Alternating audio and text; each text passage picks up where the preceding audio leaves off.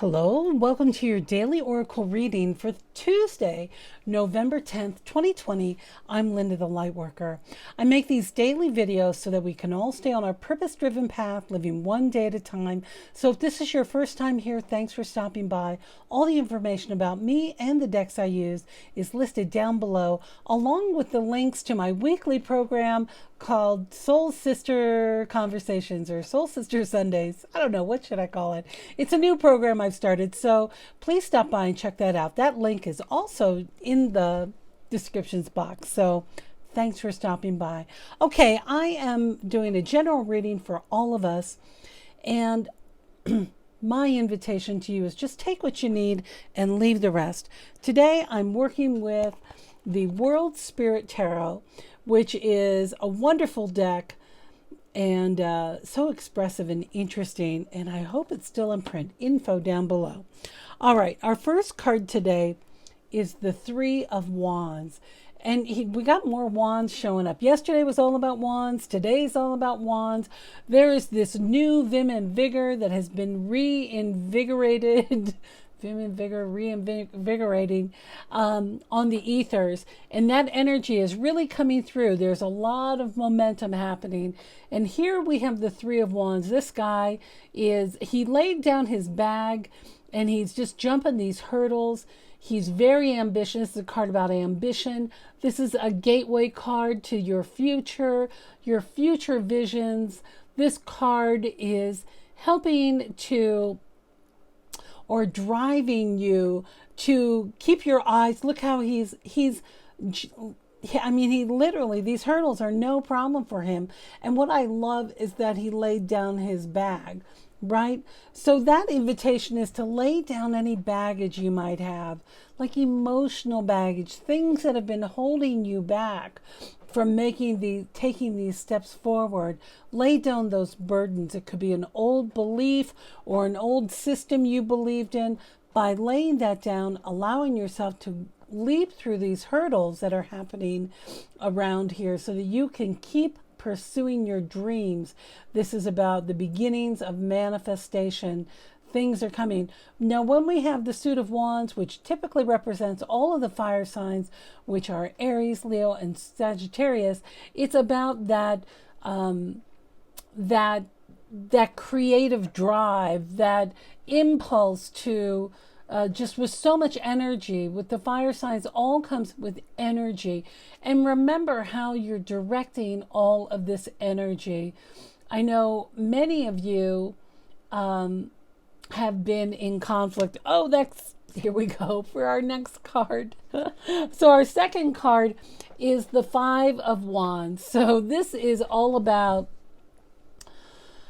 here we have two people that are in conflict. They're sparring, they're back and forth. They disagree about different things, although they are dressed the same. They're both shirtless, and they both have on white trousers, but one is of a different color, and they are exactly the same. So there may be some sparring going on still. Politically, people are still upset. There's conflict, but allow this card to be a friendly debate. Allow yourself to recognize if you are in conflict with another person. Are you simply spying, or is it turning into a cockfight? Look at this old rooster down here. That might be a little dirty and people are putting money on it. Or, what a cruel thing that horrible sort of act is. But that's the message I'm getting, like being thrown into a ring and really just fighting for the death. Ask yourself, why am I in this conflict? Who am I in this conflict with? And here's the other invitation too, is to ask yourself, is this just a misunderstanding? Recently I had a conflict with another person, and they had made some assumptions based on something that I had said that was a misunderstanding. It was a complete misunderstanding. They were very upset with me and behaved a lot like a 4-year-old. And it was really just, frankly, a misunderstanding. And once that misunderstanding got cleared up, the conflict just completely resolved. And when people are triggered, or if they haven't laid down their baggage, right, their old wounds, we bring all of who we are to every experience. So if your experience is that you're still hanging on to some of your old baggage, which might be an old trigger, you could be kind of on ready for a fight. So the invitation is, if we want to have peace in our lives, we must make peace with ourselves first. So make sure that you're laying down your baggage. You know what your triggers are. You know where it gets kind of messy. You know if you have a talk with so-and-so, or if you go through that one cashier at the grocery store, you're not going to get along, or you will get along. Like, be thoughtful about who you're engaging with. And when you are in conflict, if you are in conflict, make sure your communication is clear, and use it as an opportunity to improve your dialogue, because perhaps this is an opportunity to allow a more positive conversation. So many people are ready for healing to happen, especially within my nation, especially between people of different color. So if you're in a sparring match that goes big and deals with big topics, make sure you are, I'm hearing, be impeccable with your words. Is that the only thing I'm hearing? Take nothing personally. That's the other thing I'm hearing too. But when we're impeccable with our words, it allows for us to be clearer in our communication. So that's what this invitation is about. Notice where the other person is. Make sure, people never tell us where they really are. People don't talk about their feelings very easily in this society. I hope that changes one day, so that we can just be honest with someone rather than acting out. Some people might be acting out. Just be prepared for that. All right, our final tarot card today is the card I've been seeing for months and months and months when it comes to election and coronavirus, and it's the Wheel of Fortune. That there are a lot of cycles in this Wheel of Fortune. We have all the elements here and all the different stages, the baby in the very top, growing into the adolescent, coming around, going into marriage, and into the wise man or the crone. But the invitation is to remember that while things are still 6s and 7s, is what I'm hearing. Things aren't, my country is ready to settle down, and we're not there yet. It's still a crapshoot. But the invitation is to place yourself in the center of this Ferris wheel that's going round and round and round she goes. There are going to be many cycles. Didn't we have cycles yesterday? Yeah, I'm pretty sure it was like the cycles.